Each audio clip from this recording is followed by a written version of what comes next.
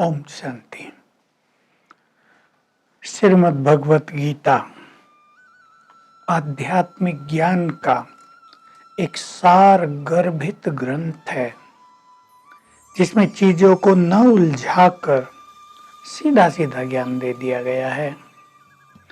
आत्मा का ज्ञान दूसरे अध्याय में, पहले अध्याय में केवल सेनाओं में कौन कौन महारथी खड़े हैं दोनों ओर, उसका वर्णन है।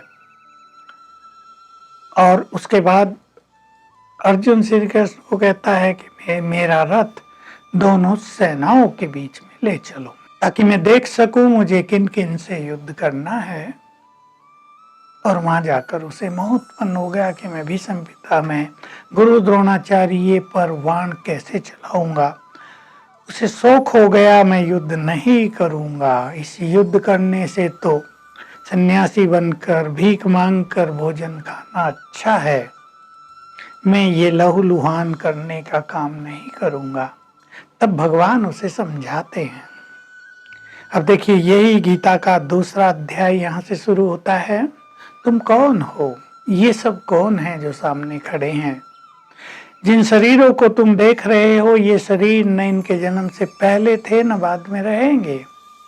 ये सभी तो अविनाशी आत्माएं हैं, चैतन्य आत्माएं हैं, और आत्मा कभी मरती नहीं। आत्मा को न अग्नि जला सकती, वो देह जलता है चिता में, न जल भिगो सकता, न वायु सुखा सकती। आत्मा एक सूक्ष्म शक्ति है जो शरीर को चलाती है। मृत्यु देह रूपी वस्त्र को त्याग करने का ही नाम है। आत्मा एक वस्त्र छोड़कर दूसरा वस्त्र धारण कर लेती है। बस आत्मा की यात्रा सदा ही चलती रहती है। इसलिए तू शोक मत कर, सभी आत्माएं हैं, तू किसी को मार नहीं रहा, क्योंकि आत्मा को मारा नहीं जा सकता है।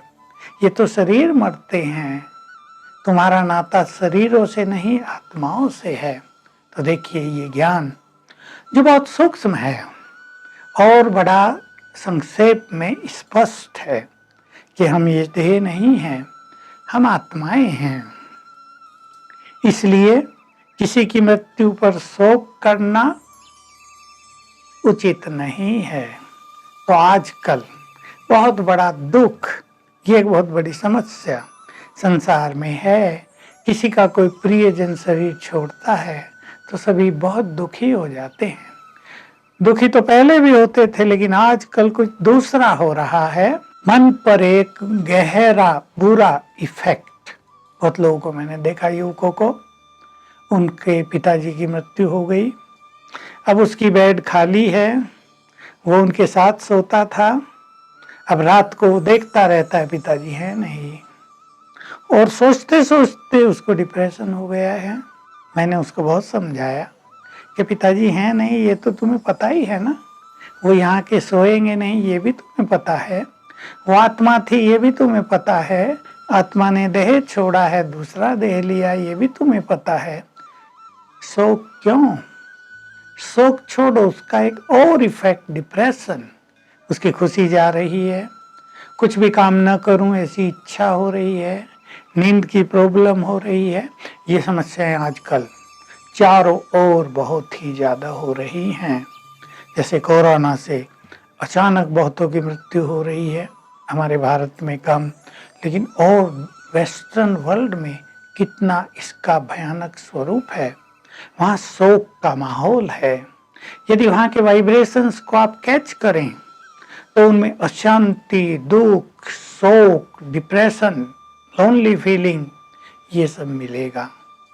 अगर आत्मज्ञान मनुष्य को हो, अगर वो आत्मिक स्वरूप में स्थित रहे, अगर उसे आभास रहे तुम आत्मा हो, ये देह नहीं है, ये देह छूट रहे, आत्मा तो अजर अमर अविनाशी है, और देह छोड़ने वाले को भी ये स्मृति हो कि मैं आत्मा हूं, ये रोग मेरे शरीर को है, मुझे नहीं, मैं तो चैतन्य हूं, अमर हूं, मैं आत्मा कभी नहीं मरती, मैं तो चेतन ज्योति हूं, ये वायरस आदि शरीर को इफेक्ट करता है, मुझे नहीं। अगर मनुष्य इस स्मृति में आ जाए तो रोगी को रोग कि दुख की फीलिंग ही नहीं होगी। और उसको यदि देह छोड़ना है तो सहज भाव से देह छोड़ेगा। ये वस्त्र है, उतार दिया, दूसरा मिल जाएगा। परंतु आज ये हो रहा होगा और ये हो रहा है। मैं आपको श्योरिटी से कह सकता हूँ कि देह छोड़ने वाले बहुत कष्ट के साथ, मोहग्रसित होकर, चिंताओं और पीड़ाओं के साथ देह छोड़ रहे हैं। ऐसे में क्या होता है, उन्हें शरीर जल्दी नहीं मिलता, भटक जाती है आत्मा। और आजकल उनको जलाया भी नहीं जा रहा। जो उनका अंतिम संस्कार होता है, जिस धर्म की जो प्रथा है, कहीं कहीं उसका भी पालन नहीं किया जा रहा है। और ये पालन करने क्यों जरूरी है, ये आम व्यक्ति नहीं जानता। जब आत्मा देखती है ऊपर कि शरीर अब खत्म हो गया, तब प्रस्थान करती है दूसरे जन्म के लिए, नहीं तो मोह उसे वहीं भटकाता रहता है। तो ये स्थिति आज बन रही है कि बहुत सारी आत्माएं हमारे ऊपर स्पेस में भटकने लगी हैं, उनकी बैड एनर्जी नीचे आ रही है। अगर आत्मज्ञान मनुष्य को हो, ये गीता का आत्मज्ञान जो रियल रूहानियत है, जो रियल स्पिरिचुअलिटी है, इस ज्ञान से मनुष्य का मन बहुत तृप्त रहेगा। जो कुछ हो रहा है वो उसे स्वीकार कर लेगा। और हम आपको अनुभव से कह सकते हैं, यदि कोई व्यक्ति आत्मा का अभ्यास करे, आत्मा के स्वरूप पर स्थित होने की थोड़ी थोड़ी भी प्रैक्टिस करे, तो उसको पीड़ा भी फील नहीं होगी, उसे पेन की फीलिंग नहीं होगी। ये हम में से लाखों लोगों का अनुभव है जो राजयोग का अभ्यास करते हैं, क्योंकि हमारे यहाँ भी ये सत्य गीता ज्ञान दिया जाता है। और केवल दिया नहीं जाता, हम उसकी बहुत बहुत बहुत प्रैक्टिस कर रहे हैं। दूसरे अध्याय में जो आत्मज्ञान है, इसकी हम बहुत प्रैक्टिस कर रहे हैं। मैं आत्मा हूँ चमकती ज्योति, ये मेरा शरीर है। आत्मा तो ज्योति स्वरूप है और ये मेरा शरीर है। तो डिटैच होने की जब हम प्रैक्टिस कर रहे हैं, तो आत्मा धीरे धीरे देह से डिटैच होने लगती है। फिर देह की कोई भी पीड़ा आत्मा को, मन बुद्धि को पीड़ित नहीं करती है। एक बहुत बड़ी प्राप्ति सबको हो जाएगी। और जब दूसरों की मृत्यु हो रही, सगे संबंधियों की मृत्यु हो रही, किसी के फादर की मृत्यु हो रही, किसी के भाई की, किसी की बहन की, अपने प्रियजनों की मृत्यु पर शोक नहीं होगा, खुशी नहीं चली जाएगी। ठीक है, थोड़ा बहुत तो शोक हो जाता है, लेकिन ये फीलिंग रहेगी कि आत्मा तो अजर अमर अविनाशी है। आत्मा ने ये शरीर छोड़ा, कारण चाहे कुछ भी बना हो, शरीर छोड़ा, दूसरा वस्त्र धारण करेगी। इस आत्मा ने शरीर छोड़ा, वो भी दूसरा वस्त्र धारण करेगी।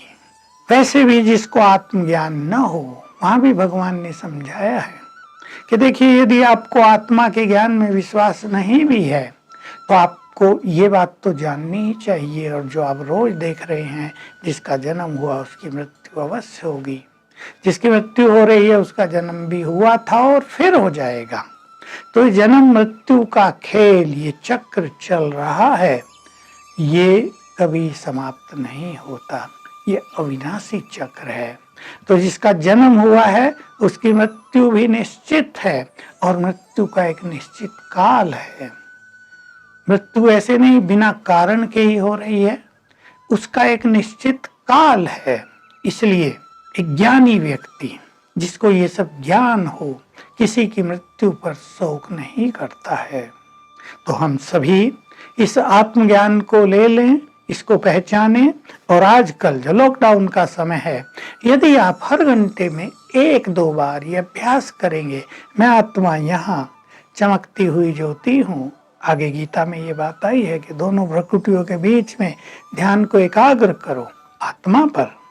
तो अगर आप हर घंटे में 2-3 बार ये अभ्यास करेंगे, मैं यहाँ चमकती हुई ज्योति हूँ, ये मेरा शरीर है, मैं पीसफुल हूँ, तो आपको गहन शांति की अनुभूति होगी और आपका समय आनंदकारी हो जाएगा। आपको समय पास करना भारी नहीं लगेगा। तो बहुत सुंदर अनुभूति होगी। इसको आप करके अवश्य देखें। ओम शांति।